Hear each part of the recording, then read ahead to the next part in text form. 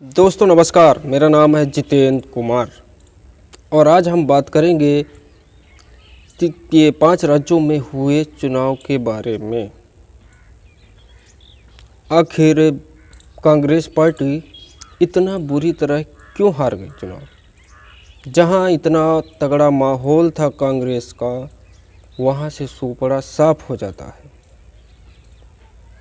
तो इसमें आज हम बात करेंगे ईवीएम और बैलेट पेपर का, कि आखिर निष्पक्ष चुनाव क्या ईवीएम से हो सकता है या फिर मत पेपरों से। दोस्तों, जहां इतनी बड़ी हवा हो, वहां आखिर बीजेपी इस तरह से चुनाव जीत जाती है। मध्य प्रदेश और छत्तीसगढ़ ये सबसे बड़े उदाहरण हैं कि आखिर यहाँ ऐसा खेला हो कैसे गया।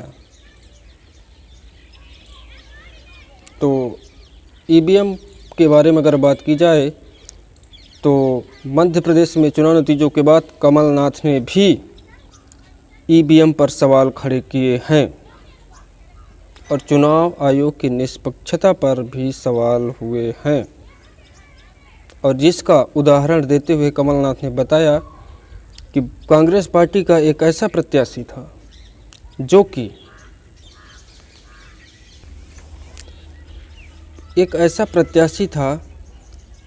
कि अपने ही गांव में, जिस गांव का वो प्रत्याशी था, उस गांव में उसको मात्र 50 वोट मिले। अब जरा सोचिए कि कोई प्रत्याशी अपने गांव में के 50 वोट विधानसभा के चुनाव में वो पाएगा।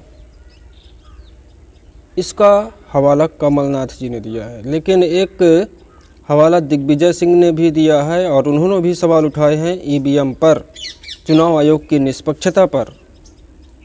उन्होंने कुछ जिस वक्त बैलेट पेपर की गिनती हो रही थी, उस वक्त समय तीनों राज्यों में कांग्रेस आगे चल रही थी। फिर बारी आती है ईवीएम की, और जैसे ही ईवीएम की मतगणना शुरू होती है तो उसमें लगातार बीजेपी बढ़ती जाती है और कांग्रेस का ग्राफ घटता जाता है। तो क्या बैलेट पेपर से अगर चुनाव हुए होते तो कांग्रेस पार्टी की शायद ये हाल न हुई होती। तीनों राज्यों में, खास तौर पर सबसे बड़ा सवाल तो छत्तीसगढ़ में उठ रहा है कि छत्तीसगढ़ जैसा राज्य, जहां ये तय हो चुका था कि वहां कांग्रेस पार्टी की ही सरकार आएगी, लेकिन वहां भी बीजेपी चुनाव जीत जाती है। तो बहुत सारे सवाल दोस्तों उठ रहे हैं ईवीएम पर। ये तो प्रत्याशी उठा रहे हैं। समाजवादी के अध्यक्ष अखिलेश यादव ने भी ईवीएम पर सवाल उठाया है इन नतीजों के बाद। लेकिन इन नतीजों के पहले, जब मतदान हुआ भी नहीं था, तब बीएसपी सुप्रीमो मायावती ने भी ईवीएम पर सवाल उठाए थे और ईवीएम पर लगातार सवाल उठ रहे हैं। और 2014 के चुनाव के पहले, जब बीजेपी सत्ता में नहीं थी, तब बीजेपी ने भी ईवीएम पर सवाल उठाए थे। और जिसका सबसे बड़ा सबूत और उदाहरण ये है दोस्तों कि चीन और जापान जैसे देश, इन्होंने ईवीएम से मतदान कराना बंद कर दिया है। यहाँ तक कि जिस देश ने ईवीएम मशीन का निर्माण किया है, उसने ही इसे रिजेक्ट कर दिया है और बैलेट पेपर से वहाँ भी चुनाव होने लगे हैं। लेकिन कुछ लोग ये सवाल उठाते हैं बीजेपी के, जो कार्यकर्ता होंगे, और ये कहते हैं कि अगर ईवीएम में गड़बड़ी होती तो तेलंगाना में कांग्रेस कैसे जीत जाती। अब ज़रा सोचिए कि तेलंगाना में बीजेपी जीत कैसे जाए, क्योंकि वहाँ तो उनके 4 से 5 करीब 10 प्रत्याशी ही मैदान में थे। तो वहाँ गड़बड़ी क्यों नहीं हुई? कि वो इसलिए नहीं हुई क्योंकि प्रत्याशी थे ही नहीं, तो वहाँ गड़बड़ी कैसे हो सकती है। और इसके बाद एक और उदाहरण, कई बीजेपी के ऐसे विधायक चुनाव जीते हैं जो पूरी मतगणना में किसी भी वक्त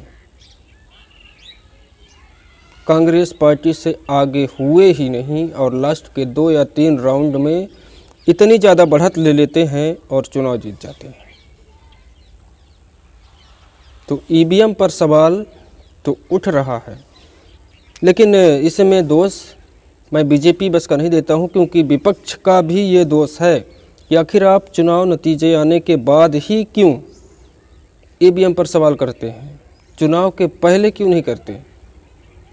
चुनाव होने के पहले अगर आप चाहें तो ईवीएम की जगह बैलेट से भी चुनाव हो सकता है, क्योंकि अगर आप सरकार इससे इनकार करती है तो आप भी इनकार कर दीजिए कि हम चुनाव लड़ेंगे ही नहीं, तो बैलेट पेपर से चुनाव होगा जो निष्पक्ष होगा।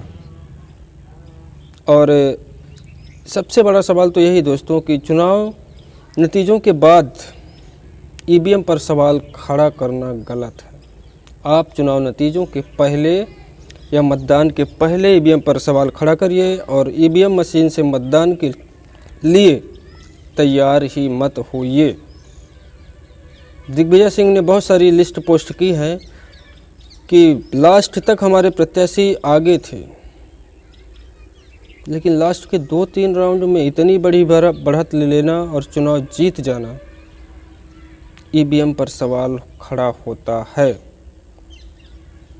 और सबसे बड़ा सवाल तो यहाँ खड़ा हो जाता है दोस्तों कि जिस देश ने ईवीएम का निर्माण किया उस देश ने ही क्यों ईवीएम को बंद किया। वहाँ बैलेट पेपर से चुनाव होने लगते हैं और हो रहे हैं।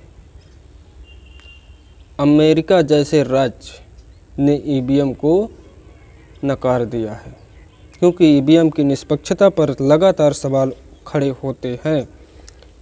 इसके 1-2 और छोटे मोटे उदाहरण मैं देता हूं आपको कि ईवीएम पर सवाल खड़े क्यों होते हैं। ईवीएम पर सवाल इसलिए खड़े होते हैं कि दोस्तों आप भी ये सोचिए कि जैसे आप टीवी को ही ले लीजिए, आप कहीं भी बैठे रहिए, कितनी दूर टीवी से, आपको बटन की आवश्यकता नहीं, आप रिमोट कंट्रोल से उसे कंट्रोल कर सकते हैं। तो फिर ईवीएम कंट्रोल क्यों नहीं हो सकती। यहाँ धरती से यानी जमीन से धरती पृथ्वी ग्रह से दूसरे ग्रह में चंद्रयान जाता है और पूरी तरह से वो कंट्रोल में रहता है। तो अगर यहाँ बैठकर दूसरे ग्रह में कंट्रोल किया जा सकता है तो फिर इसी देश में बैठकर ईवीएम को कंट्रोल किया जा सकता है। दोस्तों, इस विषय में आपकी क्या राय है? क्या वाकई बीजेपी ईवीएम के दम पर चुनाव जीती है या फिर उन्हें जनादेश दिया गया है? और एक फैक्ट और है दोस्तों कि एग्जिट पोल जो आए तो सभी चैनलों ने कांग्रेस के पक्ष में दिखाए, लेकिन 2 चैनल ऐसे थे जो लगातार मोदी जी का गुणगान करते हैं। वो चैनल ऐसे आंकड़े दिखाते हैं कि जैसे उन्हें पहले से ही पता हो कि इतनी सीट आएगी ही आएगी और इतनी सीटें फिक्स हो चुकी हैं। आज तक और न्यूज़ 24 इन्होंने जो आंकड़े दिखाए सभी के आंकड़े धराशायी हुए और उसी आंकड़े पर नतीजे आए। दोस्तों, इसमें आप क्या कहना चाहते हैं? आपकी क्या राय है? कमेंट पर ज़रूर बताएं कि आखिर निष्पक्ष चुनाव क्या ईवीएम से हो सकता है या मतदान से। नमस्कार।